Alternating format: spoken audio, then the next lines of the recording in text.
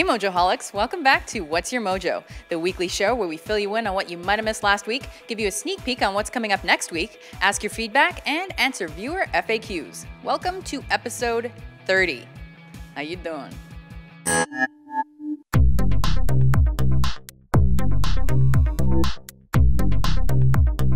In case you missed it, today we published Top 10 Ultimate Musical Acts of All Time, which is the final part in our series on the top 10 decade-defining musical acts per era. And in case you didn't see yesterday's, which was top 10 musical acts of the 2010s, it was in high definition. Can you believe? And if you enjoyed that series, be sure to go back and check out our top 10 decade-defining song series as well to get your music fix. And on the movie side of things, this week we also published top 10 mind-blowing fan theories in film. So those are those crazy conspiracies that some fans have invented to explain movies. Here's where I'd normally give you an example or two of what is on the list, but seriously, this one's so crazy I don't want to ruin any of it for you. And finally, yesterday we published two sorta but not really related clips, Top 10 Movie Ninjas and Top 10 Coolest Things About Bruce Lee. So if you want to see some martial arts ass-kicking and plenty of other cool stuff, you should probably watch those. And then you'll immediately want to start working out so you can be as badass as Bruce Lee. As some of you have pointed out, I have been very Northern Hemisphere-centric in my discussions of skirts and heat waves. So, doesn't it suck that it's cold out? What better way to escape the frigid temperatures of August than to lock yourself away for a weekend Mojothon? Well, regardless of what weather you're dealing with, you can expect to see today top 10 movies that were never made. So that's a list of movies that were planned or pitched, many of which got to pre-production, but which for some reason or another did not result in an actual movie. So for those of you who are still sad that Nick Cage never played Superman, check that one out. Hey, guess what? We're starting another series for you lucky Mojoholics. Tomorrow begins our series on the top 10 decade-defining actors per era. So if you think there's an actor that represents a specific era in Hollywood history, check it out.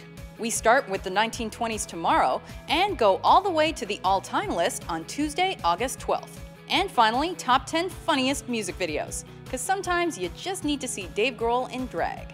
Hey guys, look, I matched the wall. Anyway, are you ready for some trivia? Let's do it. Which of the following actors is not in the film Guardians of the Galaxy? Vin Diesel, Bradley Cooper, Jennifer Lawrence, or Glenn Close? You are correct if you said Jennifer Lawrence, who is way too busy saving the world in other franchises. If you want to test your knowledge on that or anything else, head over to WatchMojo.com/trivia. Anyway, I'm talking to you about Guardians of the Galaxy because today is the day it's released in theaters in North America. So if you can't get enough of them and their galaxy-guarding ways, check these videos out. Superhero Origins, Guardians of the Galaxy, Supervillain Origins, The Collector, Top 10 Superhero Teams, Top 10 Most Anticipated Movies of 2014, and many, many more.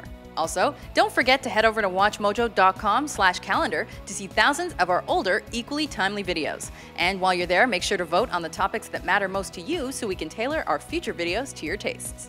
Before we ask you guys your opinions on a few of our lists, we thought we'd let you see where your hard work gets you. We had top 10 worst American movie remakes to go with our top 10 worst American TV remakes, which came out last Sunday, top 10 hate groups coming up on Friday, and top 10 Bond babes coming in a couple of weeks. Thanks again for your help in choosing those lists. But we have even more lists in need of your input this week. To start, top 10 Australian tourist attractions.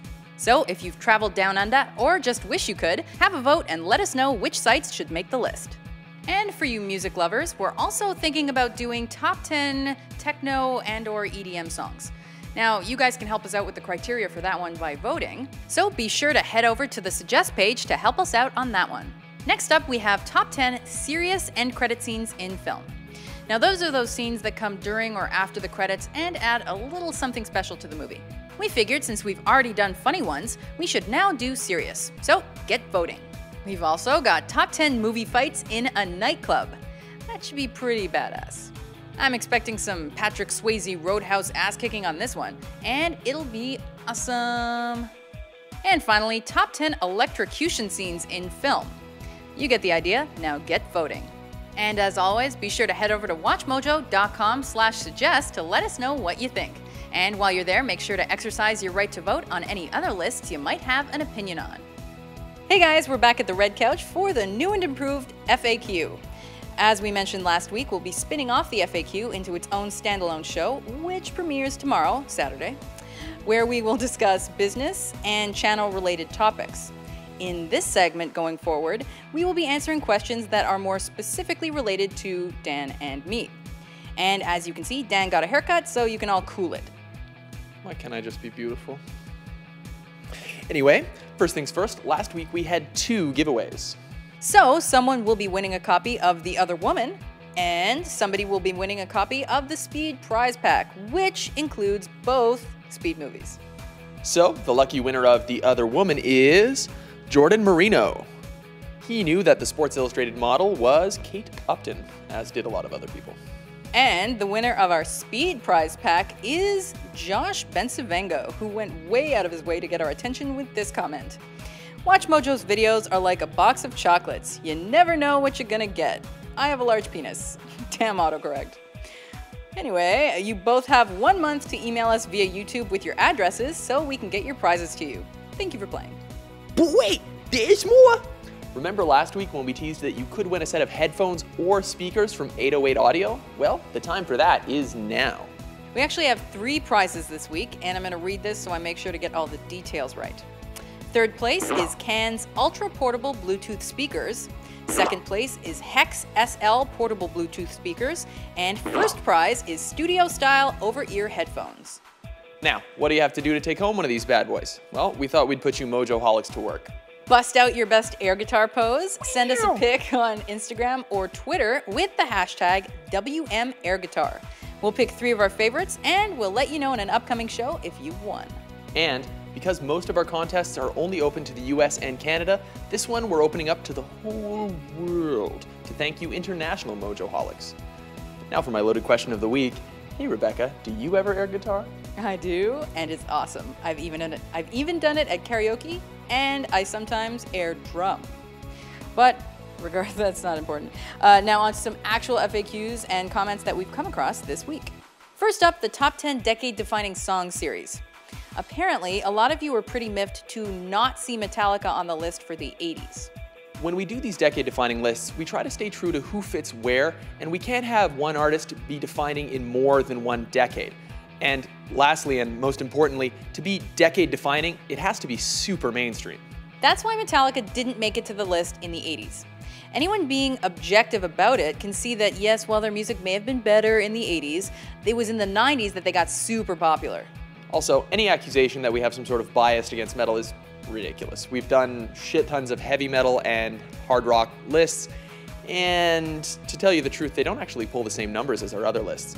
That's why decade-defining songs, for example, encompasses all the genres to keep everyone sort of happy. Okay, I've got some more comment-related business. Unfortunately, we're gonna have to start blocking those of you who are spamming our comment section with links to your own channels. This does not make us happy, so please be cool, guys. That done? Okay, back to the fun stuff. Here's a good question from our user CoreyMCC11, or Corey Mac. Hi WatchMojo, I'm about to begin my first year of college, and I'm planning on earning a Bachelor of Arts in Media Studies, primarily in radio, TV, and video, hopefully also film. I was wondering what fields of study you were most interested in aiming for, and any advice for this upcoming new chapter in my life? Thank you guys so much, Corey Mac. What a nice young man. Hey Corey, well, first off, good luck. That seems like a pretty good place to start, but I would recommend studying English Lit and or English Writing because at university, I learned more in one class of English Writing than I learned in my entire high school career.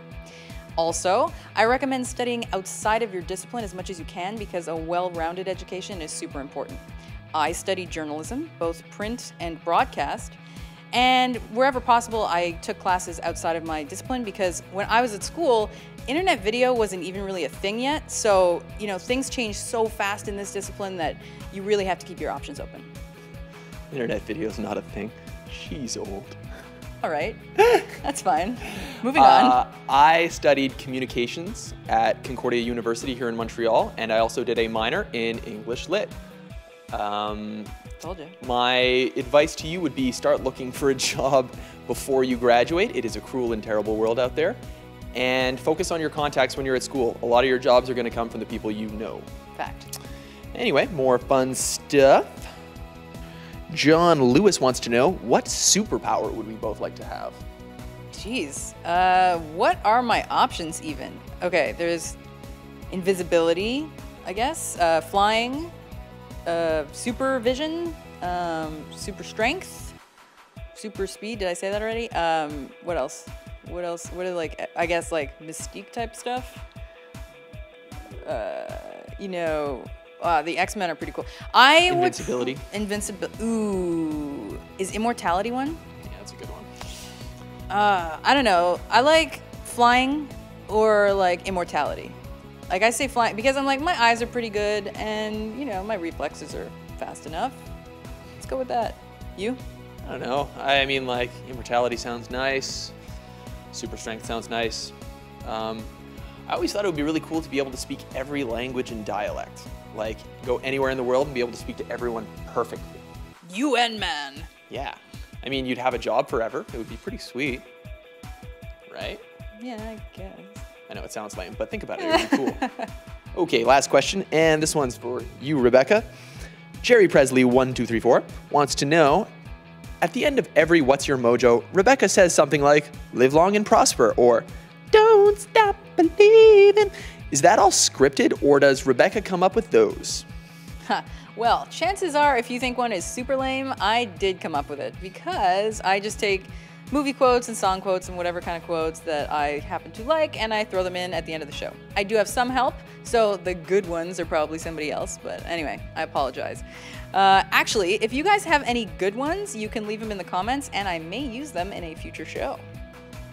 Okay, let's finish up by reading some comments of the week. Versace Chicken commented on the show last week. 1 month later, and I'm still waiting for top 10 banana. Is that a euphemism? Alan Davies is kind of an egomaniac, but we embrace people's imperfections around here.